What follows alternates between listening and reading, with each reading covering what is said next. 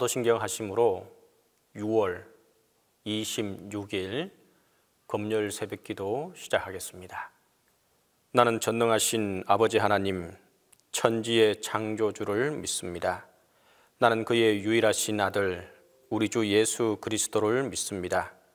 그는 성령으로 잉태되어 동정녀 마리아에게서 나시고 본디오 빌라도에게 고난을 받아 십자가에 못 박혀 죽으시고 장사된 지 사흘 만에 죽은 자 가운데서 다시 살아나셨으며 하늘에 오르시어 전능하신 아버지 하나님 우편에 앉아 계시다가 거기로부터 살아있는 자와 죽은 자를 심판하러 오십니다. 나는 성령을 믿으며 거룩한 공교회와 성도의 교제와 죄를 용서받는 것과 몸의 부활과 영생을 믿습니다. 아멘.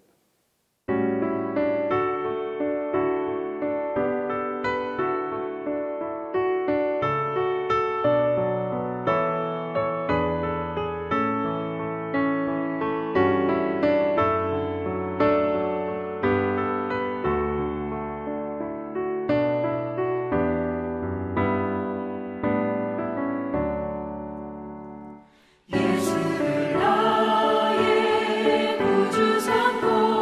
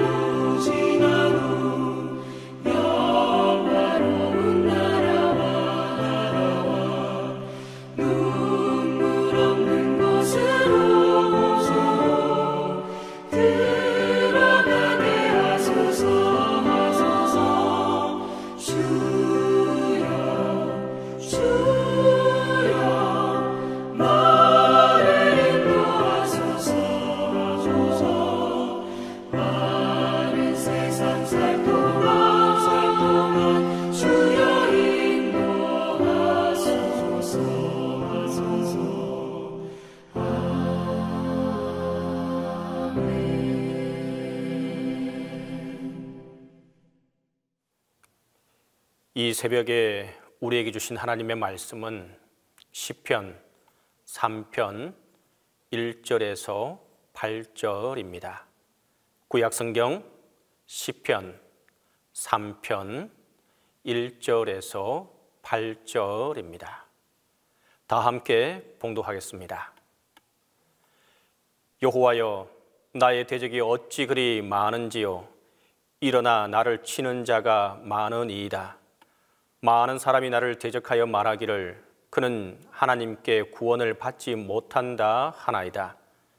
여호와여, 주는 나의 방패시요 나의 영광이시요 나의 머리를 드시는 자이시니이다.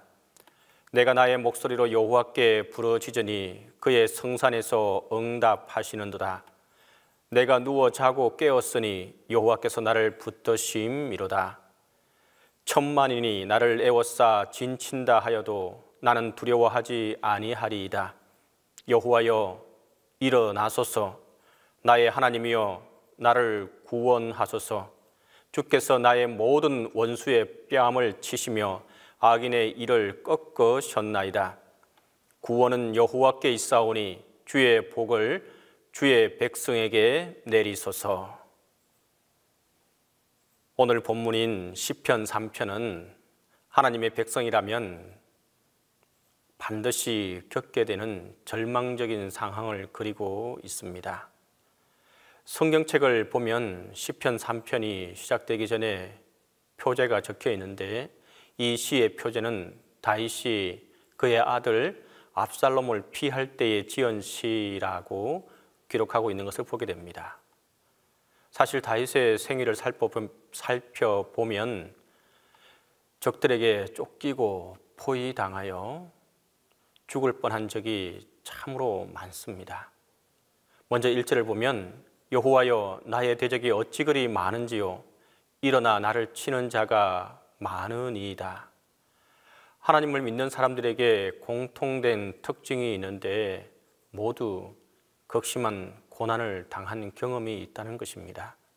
그리고 그 고난을 겪으며 남들이 나를 너무나도 미워한다는 사실을 알게 된다는 것입니다. 그래서 다윗도 고난 중에 하나님께 이렇게 기도합니다. 여호와여, 나의 대적이 어찌 그리 많은지요. 일어나 나를 치려고 하는 사람들이 너무도 많습니다. 평소에는 자기를 대적하는 이들이 이렇게 많은지를 잘 모릅니다. 하지만 위기가 닥쳐오자 주위 사람들이 슬슬 정체를 드러내는데 다들 다윗을 싫어했고 다윗이 망하기만을 기다리고 있었습니다. 어려움을 당했을 때에 주위에서 위로해주고 돌보아 주어야 우리가 힘을 얻어 다시 그것을 이겨낼 수 있게 되는데 다윗은 오히려 대적들에게 에워싸이고 말았습니다. 그래서 그 어려움에서 벗어날 가능성이 없어 보였고 소생 불가능한 상태처럼 보여지게 됩니다. 왜 이런 일이 일어났을까요?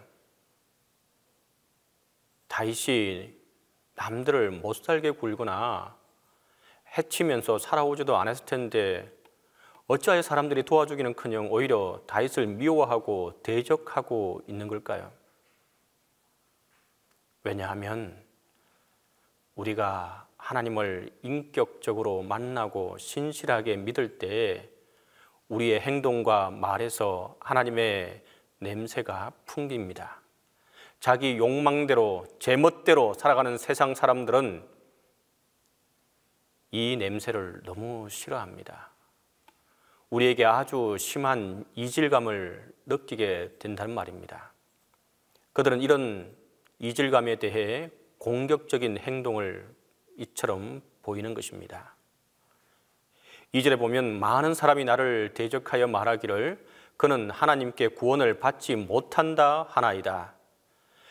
평소에 하나님을 잘 믿는 것 같던 사람이 위기에 빠지면 주위에서 이구동성으로 저 사람은 이제 끝났고 다시는 일어나지 못할 것이라고 말합니다. 즉, 이 정도의 어려움을 당하고 이 정도의 미움을 받는다면 절대로 회복하지 못하고 망해버릴 것이라고 여기는 것입니다. 하나님의 백성은 하나님의 도우심을 받으며 살아가는 사람들입니다. 그런데 이렇게 위기가 왔다는 것은 하나님의 도우심이 끊어졌다는 뜻이고 게다가 처세술도 좋지 않고 돈도 없으니 다시는 재기할 수 없다는 것입니다. 그런데 참으로 놀랍게도 하나님의 백성은 이런 절망적인 순간에 남들이 보지 못하고 듣지 못하는 것을 보고 듣습니다. 하나님께서 내 옆에 계시어 나를 붙들고 계신다는 생생한 체험을 바로 이 순간에 하게 됩니다. 새로운 하나님의 모습을 발견하게 됩니다. 하나님의 백성이 하나님을 가장 많이 경험할 때는 바로 고난 가운데 있을 때입니다. 다윗은 아들과 신하들 그리고 친구들과 이스라엘 백성의 배신으로 죽을 수밖에 없을 때 새로운 하나님을 발견하게 됩니다. 내가 믿고 아꼈던 사람들이 나에게 달려와서 내 목을 베어가서 상을 받겠다고 하면 얼마나 절망스럽겠습니까? 다윗은 이 절체절명의 순간에 새로운 하나님의 모습을 발견합니다. 하나님이 그의 방패가 되어 주시겠다고 말하고 또 되어 달라고 말합니다. 3절입니다. 여호와여, 주는 나의 방패시요 나의 영광이시요 나의 머리를 드시는 자이시니이다. 하나님께서는 다윗의 방패가 되어 주십니다. 그래서 다윗을 대적하는 자들이 아무리 불화살을 쏘고 욕을 하고 저주를 해도 다윗에게 이르지 못했습니다. 또한 하나님은 다윗의 영광이 되셨습니다. 여기서 영광은 상금이나 훈장, 명예라는 뜻을 가지고 있습니다. 하나님이 다윗을 망하게 하시려는 것이 아니라 오히려 상을 주려고 하시는 것입니다. 어떻게 해야 우리가 이 상을 받을 수 있겠습니까? 하나님을 의지하고 잘 참으면 됩니다. 하지만 여기에서 참되 끝까지 기다리며 참으셔야 합니다. 다윗은 하나님의 말씀을 굳게 붙들면서 이번 전쟁에서 이기겠구나 하는 확신이 생겼습니다. 하나님은 고난 중에 이런 확신을 주십니다. 현실적으로 따져보면 망할 수밖에 없는데 하나님의 말씀을 붙잡으면 신기하게 승리에 대한 확신의 마음이 들게 됩니다. 그리고 나의 머리를 드시는 자이시니이다. 어떤 사람이 사형 선고를 받을 줄 알고 고개를 푹 숙이고 있는데 재판장이 무죄를 선고하면 그에게 고개를 들라고 말하는 것과 같습니다. 그러면 그는 자유인의 신분으로 거듭나게 됩니다. 다윗도 마찬가지입니다. 도망자의 신세에서 왕으로, 통치자로 바꾸어 주셨습니다. 이 모든 것을 결정하시는 분은 인간이 아니라 하나님이십니다. 다윗은 고난 중에 하나님을 묵상하면서 하나님이 어떤 분이신지 새롭게 발견하게 되었습니다. 우리도 하나님을 새로 발견해야 합니다.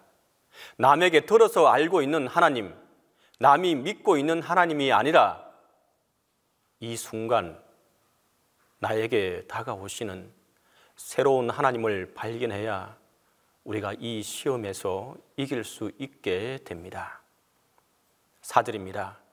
내가 나의 목소리로 여호와께 부르짖으니 그의 성산에서 응답하시는도다. 드디어 다윗이 하나님께 부르짖습니다. 부르짖으면서 기도한다는 것은 어떻게 한다는 것이겠습니까? 체면과 그리고 자신의 자존심 따위를 다 던져버리고 하나님께 살려달라고 울면서 소리 지르는 것입니다. 이렇게 기도하기만 하면 우리가 시험에 들 일이 없을 것입니다. 그러나 우리 인간들은 조금만 편해지면 소리가 작아지고 기도보다는 세상 일에 관심을 더 쏟게 됩니다. 본문을 한 번 더 보겠습니다. 다윗이 하나님께 부르짖으니까 하나님께서 그의 성산에서 응답하신다라고 말합니다. 다윗은 쫓기는 중이므로 하나님의 성산에서 멀리 떨어진 황무지나 들판, 계곡에서 기도드렸을 것입니다. 그런데도 그분의 성산에서 응답이 오고 있음을 느끼고 있었습니다. 얼마나 민감한 영성입니까? 우리는 하나님께서 하늘의 지성소에서 내 기도에 응답하시는 것을 확신할 수 있어야 합니다. 위기 때 확신이 없어서 사람의 다리를 붙잡고 늘어져 봐야 아무 소용이 없습니다. 기도 응답의 확신은 평소에 터득해 놓아야 합니다. 고난당하는 성도들이 힘들어하는 부분 중 하나는 너무나도 불안하고 답답해서 잠을 잘 못 자는 것입니다. 특히 자기가 믿었던 사람에게 배반당하면 분노와 복수심이 들끓어서 잠을 자지 못합니다. 다윗도 마찬가지였습니다. 그런데 다윗이 부르짖고 응답하자 잠을 편히 잘 수 있게 되었습니다. 그의 형편과 처지를 생각하면 도저히 잠을 잘 수 없을 것 같은데 놀랍게도 잠을 아주 푹 잤습니다. 5절입니다. 내가 누워 자고 깨었으니 여호와께서 나를 붙드심이로다. 불면증에 걸리면 밤에 잠자리에 든다는 것 자체가 매우 큰 스트레스로 다가옵니다. 너무 고통스러우니까 아예 수면제를 먹고 잠을 청하기도 합니다. 그렇게라도 잠을 자게 되면 다행입니다. 5절을 보면 다윗이 잠을 개운하게 잔 이유가 하나님께서 나를 붙드심이라고 설명하는 것을 보게 됩니다. 다윗은 배신감과 전쟁에 대한 걱정 등으로 오랫동안 잠을 제대로 못 잤을 것입니다. 눈만 감으면 분노와 복수심이 들끓어 올랐을 것입니다. 그런데 어느 순간 하나님께서 다윗을 붙드셨습니다. 분노가 가라앉고 염려와 근심이 사라지고 마음이 편안해지도록 그를 붙들고 계셨습니다. 그러자 다윗은 너무나도 달게 잠을 잘 수 있게 됩니다. 자고 난 뒤 비로소 깨달았습니다. 하나님께서 바로 내 옆에 계시고 나를 밤새 붙잡아 주셨다는 사실을 말입니다. 다윗은 다시 논리적으로 생각해 보게 됩니다. 만일 하나님이 멀리 계시지 않고 바로 내 곁에서 나를 지키고 계시는 것이 확실하다면 나는 앞으로 어떻게 해야 할까? 6절입니다. 천만인이 나를 애워싸 진친다 하여도 나는 두려워하지 아니하리로다. 여기서 다윗의 생각이 비약적으로 발전하게 됩니다. 하나님의 백성이라면 이 정도의 논리적인 비약을 할 수 있어야 합니다. 1000만인은 100만인의 10배입니다. 1000만 명의 군사가 진을 친다면 그 끝이 보이지 않는 긴 행렬일 것입니다. 그들이 한꺼번에 다윗을 향해 공격해 오고 있습니다. 그런데도 다윗이 두려워하지 않는 이유는 하나님께서 그와 함께 계시기 때문입니다. 하나님의 불말과 불병거가 나를 지키고 있는데 그 무엇이 두렵겠습니까? 하나님을 멀리 계시게 하면 안 됩니다. 그러려면 나 자신이 하나님을 모시기에 합당한 성전이 되어야 합니다. 다윗은 7절에서 매우 강력하게 기도하고 또 기도합니다. 7절입니다. 여호와여 일어나소서, 나의 하나님이여 나를 구원하소서. 주께서 나의 모든 원수의 뺨을 치시며 악인의 이를 꺾으셨나이다.